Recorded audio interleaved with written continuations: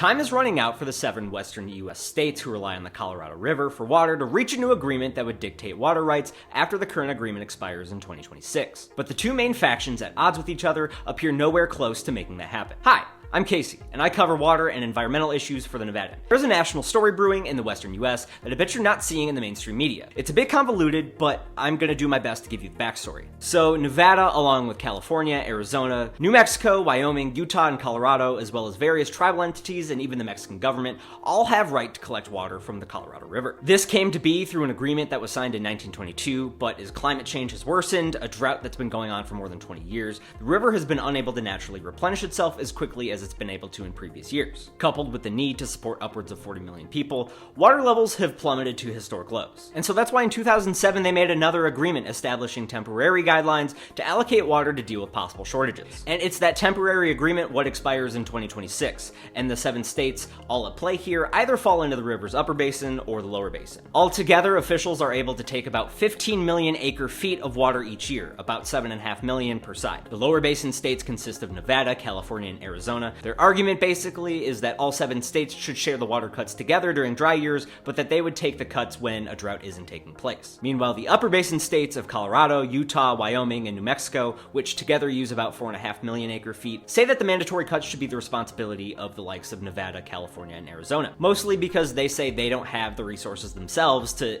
give to others. And so all of that leads us to last week, when officials from those 7 states met at the Colorado River Water Users Association here in Las Vegas. Just not all together. You see, the upper and the lower basin states kind of divided into those cliques, and that's a break from years past when officials from those states would meet together on a single stage and urged a need to find a consensus among all of them. But this year, the upper basin states appeared separate from the lower basin states, and reportedly no private meetings were held either. And 2026 sounds like it's a far ways away, but it really isn't. So that means that officials in that time are still going to have to finish a deal and deal with things like public comment and other sort of negotiations to get all through this mess. And if they fail to come to an agreement by then, the federal government has said that they would step in to implement a plan without the input of these Colorado River Basin states. And that might not be the most beneficial for anybody involved. Regardless, any final decision is still a ways out, but it's certainly something you're going to want to keep your eye on. We certainly will be at the Nevadan. That's it for this video. I'll see you in the next one.